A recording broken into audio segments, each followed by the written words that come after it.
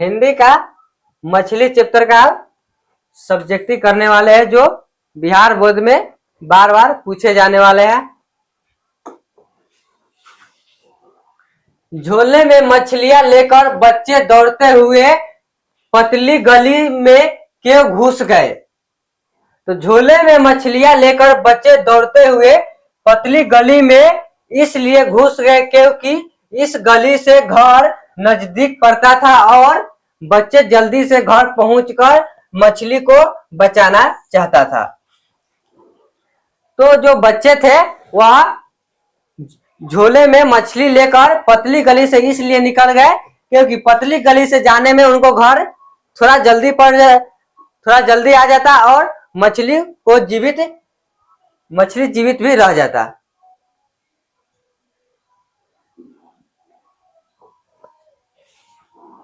मछलियां को लेकर बच्चों की अभिलाषा क्या थी?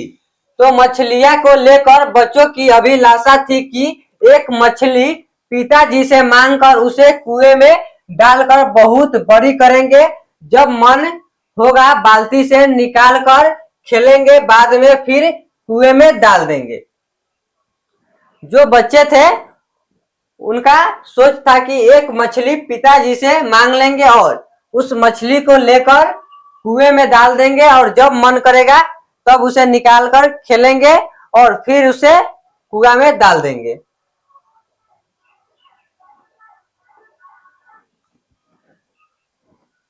मछलियां लिए घर आने के बाद बच्चों ने क्या किया? तो घर आने के बाद बच्चों ने नहान घर में प्रवेश किया और पानी से भरी हुई बाल्टी को आधा खाली कर झोले की तीनों मछलियां उस बाल्टी में उड़ेल दिया। जब बच्चों ने घर आया मछली लेकर तो उन्होंने आने के बाद सीधे नहान घर में गए और जो बाल्टी में भरा हुआ बाल्टी पानी था उसमें से आधा बाल्टी पानी गिरा दिया। आधा बाल्टी पानी गिरा देने के बाद झोले में मछली थी वह बाल्टी में डाल दिया।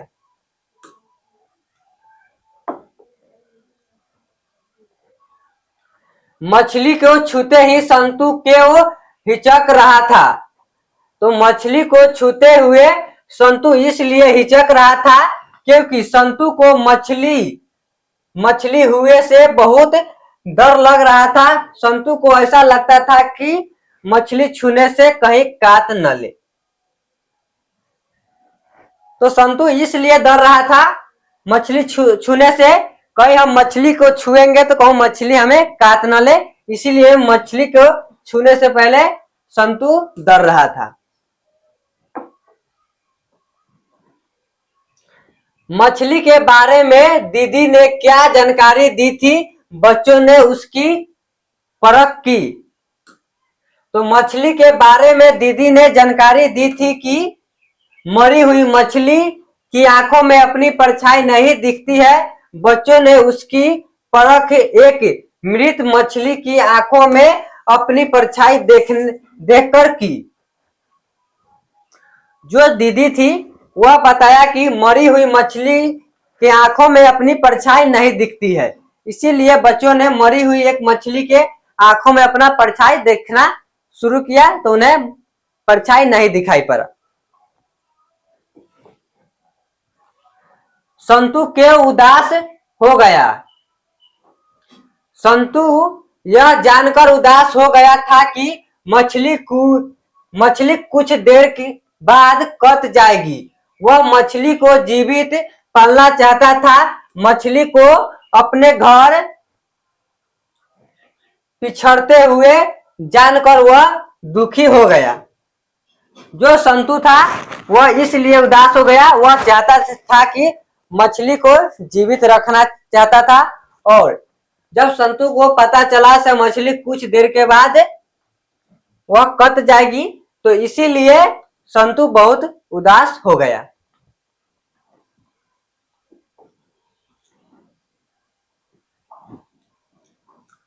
घर में मछली कौन खाता था और वह कैसे बनाई जाती है? तो घर में मछली केवल पिताजी खाते थे। मछली को उस घर का नौकर काटता था। उसे काटने के लिए अलग पता था। पहले मछली को पत्थर पर पटक कर मार दिया जाता था। फिर राख में मलने के बाद पत्ता पर रख कर चाकू से काटा जाता था। मछली बनाने का कार्य नहान घर में होता था। तो जो मछली था वह घर में सिर्फ पिताजी खाते थे और जो मछली था उसे घर का नौकर काटता था और काटने के लिए अलग पता था। मछली को काटने के लिए अलग से पता रखा गया था और मछली को नहान घर में काटा जाता था। नहान घर में उन्हें काटा जाता था और पहले मछली को पत्थर पर पटक दिया जाता था। उसके बाद राख में मलने के बाद फिर पत्ता पर रखकर काटा जाता था। दीदी कहाँ थी और क्या कर रही थी? दीदी कमरे में थी और सो रही थी। जो दीदी थी वह कमरे में थी और सो रही थी। अरे अरे कहता हुआ भक्कू किसके पीछे भागा और क्यों? अरे अरे कहते हुए भक्कू संतू के पीछे भागा क्योंकि संतू अंगोछे एक मछली को लेकर भाग रहा था। भक्कू को डर था कि संतू मछली को कुएं में डाल देगा, जिसके चलते उसे दांत पड़ेगी। संतू से मछली लेने के लिए वह उसके पीछे पीछे भाग रहा था। अरे अरे कहते हुए भग्गू संतू के पीछे भाग रहा था। संतू के पीछे इसलिए भाग रहा था, संतू मछली लेकर भाग रहा था। भग्गू को इस बात का डर था कहीं संतू मछली लेकर कुआं में न डाल दे और कुआं में डाल देगा तो उन्हें दांत पड़ेगा। इसीलिए भग्गू संतू के पीछे पीछे भाग रहा था। मछली और दीदी में क्या समानता दिखाई पड़ती है, स्पष्ट करें। तो आदमी के चंगुल में आकर मछली काटने को विवश थी। पानी के अभाव में अंगोछा में लिपटी मछली लहार लटपटा रही थी। दीदी कमरा के करवट लिए पहनी हुई साड़ी को सर तक ओढ़े सिसक सिसक कर रो रही थी। हिचकी लेते हुए दीदी का पूरा शरीर सिहर उठा था। दीदी को सिहरना एवं मछली का लहराना दोनों में समानता दिखाई पड़ती है। जो दीदी थी वह कमरे में साड़ी पहनकर सोई हुई थी और सिर पर साड़ी से ढके हुए थे और जो मछली था वह नहान घर में छटपटा रही थी। तो मछली और दीदी में लहराना दोनों में समानता दिखाई पड़ती है।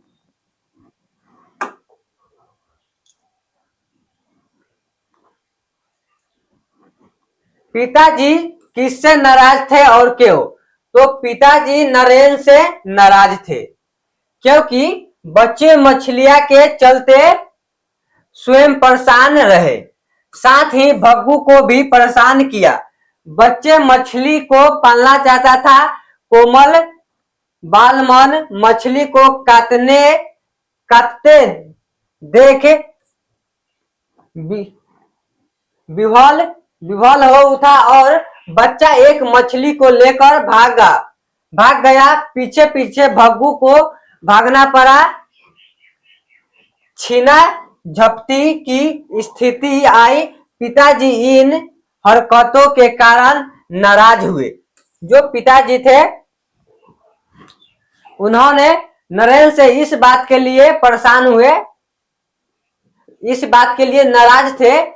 जो बच्चा था वह मछली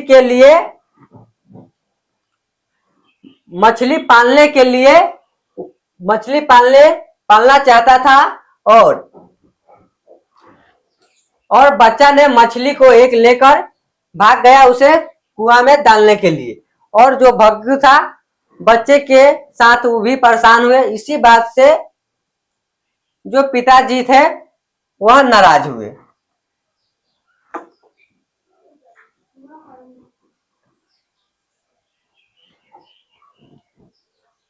बरड़ते पानी में खड़े होकर झोले का मुंह आकाश की तरफ फैलाकर मैंने दिया ताकि आकाश की पानी झोले के अंदर पड़ी मछलियों पर पड़े। व्याख्या प्रस्तुत पंकित हमारी पाठ्य पुस्तक गोधली भाग के 2 मछली नामक कहानी से ली गई है। इन पंक्तियों का संबंध उस संदर्भ से है जब बच्चों पिताजी द्वारा खरीदी गई 3 मछलियां को लेकर भीगते हुए घर जा रहे हैं। तो बच्चों को मछलियां के प्रति मोह था। वे उसे मरने देना नहीं चाहता थे। मछली बड़ी थी, झोले में एक दूसरे से दबी हुई थी। झोला में तो पानी नहीं था, कहीं पानी के अभाव में मछलियां मर न जाए, इसी डर से उन्होंने झोले का मुंह खोलकर आकाश की ओर फैला दिया ताकि आकाश की पानी झोले में पड़े और मछलियां रह सके। उन्हें मछलियां के प्राण बचाने के लिए चिंता था।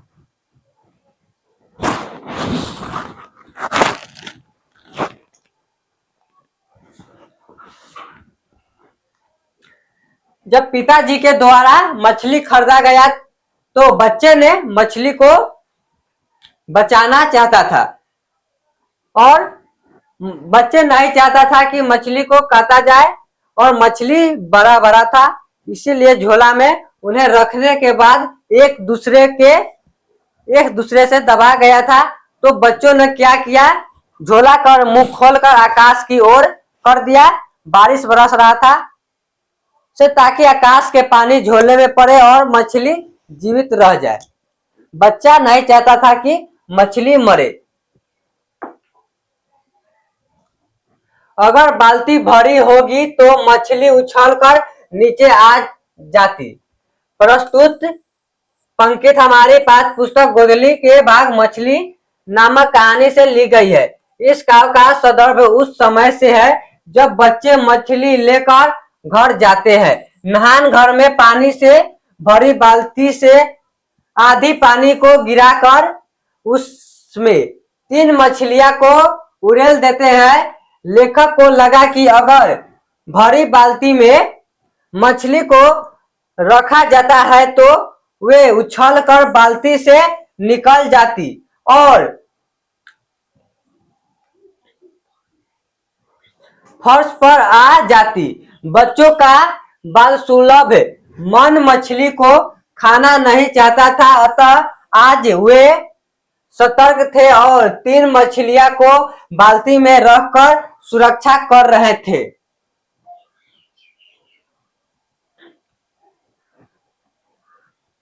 जब बच्चे ने मछली को लेकर नहान घर में गए तो नहान घर में बाल्टी रखा हुआ था, उसमें पानी बाल्टी इसमें भरा हुआ था। तो बच्चों ने क्या किया, आधा पानी को गिरा दिया और उसमें मछली डाल दिया। बच्चा जानता था यदि भरे हुए बाल्टी में मछली को रखा जाए तो मछली उसमें से उछलकर बाहर जा सकती है।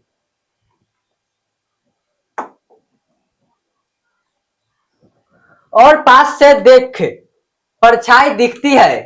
प्रस्तुत पंक्ति हमारे पास पुस्तक गोधली भाग के मछली नामक कहानी से ली गई है। इसका संदर्भ दीदी द्वारा कही गई बातों से जुड़ा हुआ है। दीदी अपने भाइयों से कहती थी कि जो मछली मर जाती है उसकी आंखों में झांकने से आदमी की परछाई नहीं दिखती है। लेखक ने जब बाल्टी से मछली को निकालकर फर्श पर रखा और पीछे पकड़कर 2-3 बार हिलाया तो मछली में थोड़ा सा भी हरकत नहीं हुई। संतु थोड़ी दूरी पर बैठा था।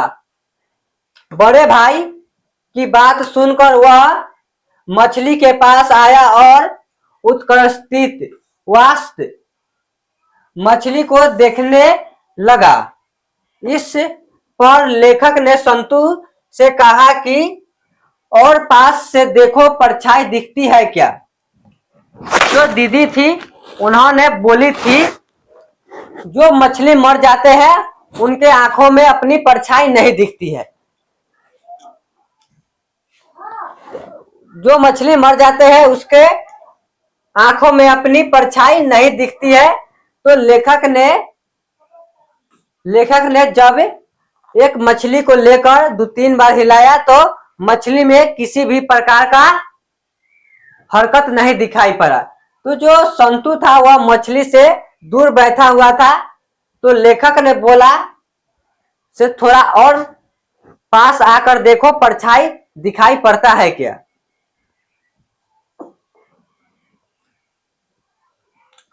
नहान घर की नाली क्षण भर के लिए पूरी भर गई, फिर बिल्कुल खाली गई।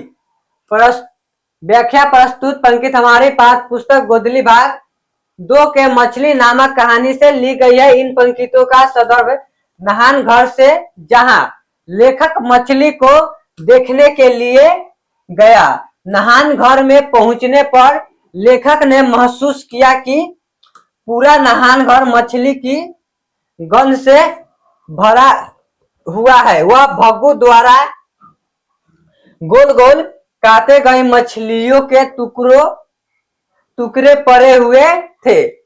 उसे लगा कि उसे लेखक ने हाथों में बाल्टी में धोया और पानी भरी बाल्टी को उड़ेल दिया। इससे नहान घर की नाली क्षण भर में पूरी भर गई और तुरंत पानी के बह जाने पर खाली हो गई।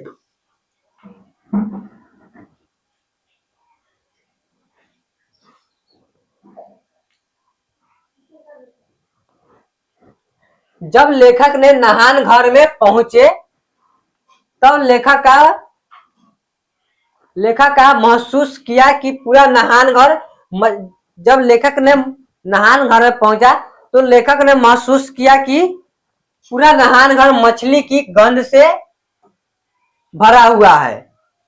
और भग्गू द्वारा जो गोल गोल मछली को काटा जाता है उसे लेखक ने उस टुकड़ों को लेकर बाल्टी में धोया। अपने हाथों से लेखक ने धोया और पानी भरी हुई बाल्टी को लेखक ने धोने के बाद पानी को पूरा को गिरा दिया, जिसके वजह से नहान घर पानी गिराने के बाद भर गई।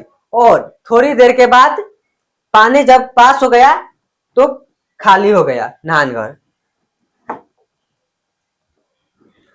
संतु के विरोध का क्या अभिप्राय है। तो संतु मानवीय गुणों का उजागर करता है।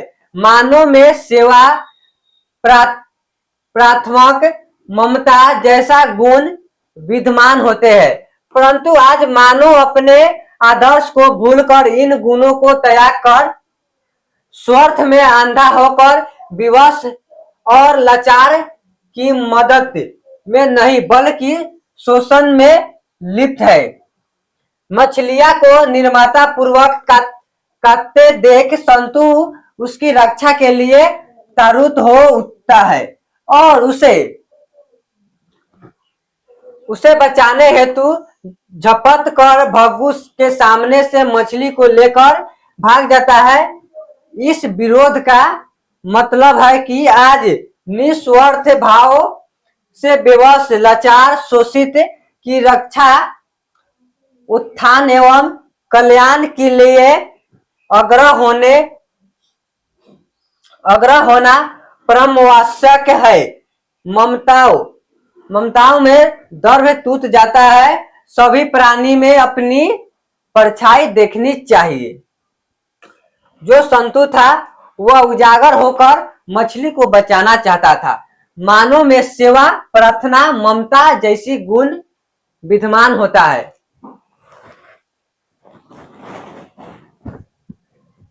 जो संतु था वह चाहता था कि मछली को काटा नहीं जाए और उसे बचाना चाहता था संतु, और उसे पानी कुएं में डालकर उसे थोड़ा बड़ा करना चाहता था संतु। दीदी का चरित्र चित्रण करे।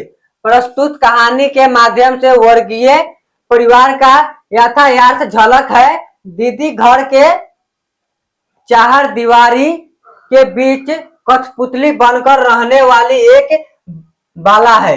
लिंग भेद परिवार में निहित है। पिता की ओर से स्वतंत्रता नहीं, जिसके चलते घर में ही रहकर समय व्यतीत करती है। वह ममता की मूर्ति है, अपने भाइयों के प्रति अटूट श्रद्धा रखती है, उन्हें प्रत्येक जीवों में अपनी परछाई देखने की शिक्षा देती है। मछली को विविश होकर कट जाना उसके लिए पीड़ादायक है। वह समाज के रूढ़िवादिता के बीच मुक रहकर लाचार, बेवश एवं निर्ममता पूर्वक प्रहार को सहन करने वाले की आत्मा की पुकार को अनुभव करके सिसकियाओं एवं आह भरकर रह जाने वाली कन्या है। जो दीदी थी वह अपने भाइयों को मछली के आंखों में परछाई देखने की शिक्षा देती है। दीदी बोलती है यदि जो मछली मर जाती है उसको आंखों में अपनी परछाई नहीं दिखाई पड़ती है।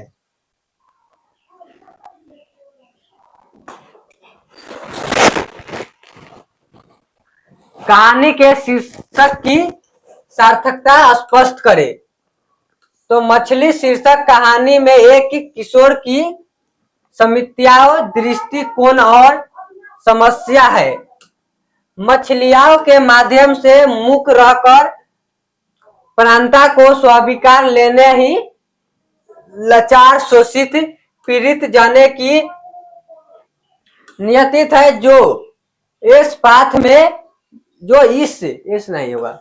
जो इस पाठ में बताया गया है। जीवन लक्ष्य भंगुर है, कल्याणपरायण कल्पनाएं संक्षिप्त क्षणिक है एवं स्वप्न कभी भी बिखर सकते हैं। बाल सुलभ मनोभाव मछली के इर्द गिर्द घूमते हैं। पूरी कहानी मछली पर ही आधारित है। मछली की दशा की जीवंत चित्रण है। अत्यंत दीदी की तुलना भी मछली से करता है। इस कहानी का मछली शीर्षक पूर्ण रूपन सार्थक कहा जा सकता है।